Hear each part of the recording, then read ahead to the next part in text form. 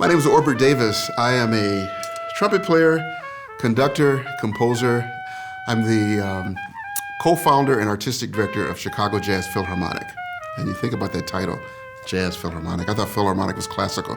Yes, it is. It's a jazz symphony orchestra. If you think about it, it's almost like oil and water that we think that if they're not supposed to be together, but it works. It kind of works like a combustible engine where we have air and gas that meets a spark, and then there's movement. If we think of playing in a classical style, the first thing I think about is sitting up straight and having this sort of attitude of seriousness. But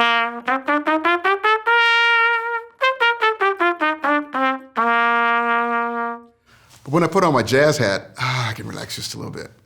And I think about the environment. Like, how do I feel today? I'm feeling kind of cool.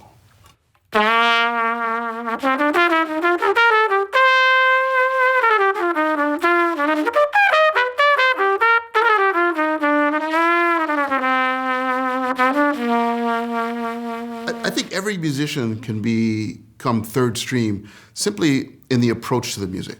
The first step is to listen, because fortunately, we as human beings do not learn to diagram sentences before we learn to speak. But think about typical music lessons. Put a child at the piano and you spank their hand every time they make a mistake. No. It's about discovery. So what does it sound like if one is angry on the piano? You take your arm and go, bang. If I were to play the trumpet, if I'm angry,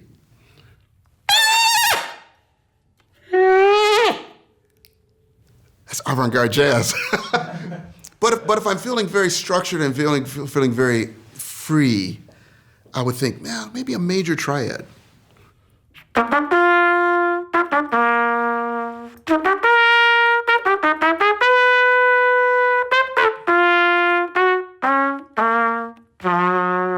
There's the emotional response. And then there's nothing, absolutely nothing like the blues.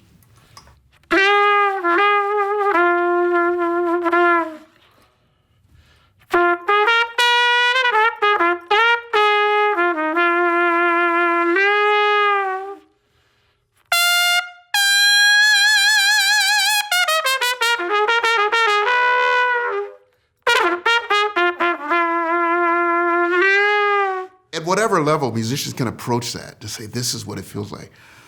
One note. Or.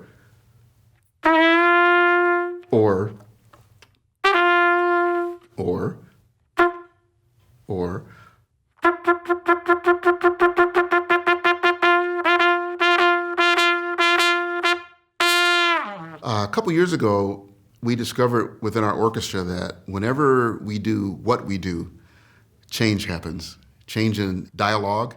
People who are not talking are talking. Think about classical musicians who are normally on this side of the room and jazz musicians here.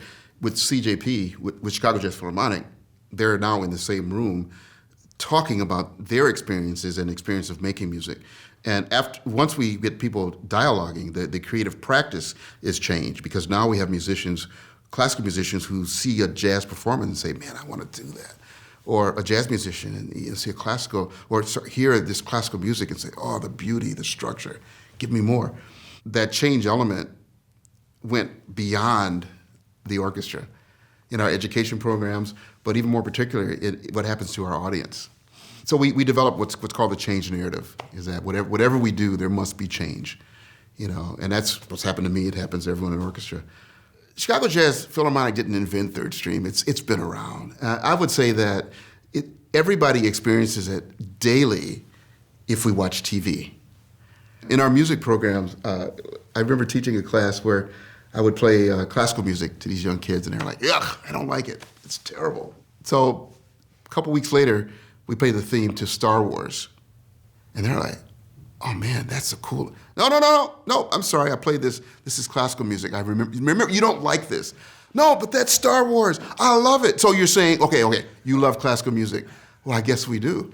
And that opens the door for, that's why I said earlier about commercials and movies, that's third stream. It's all there, but it's based on the human emotion.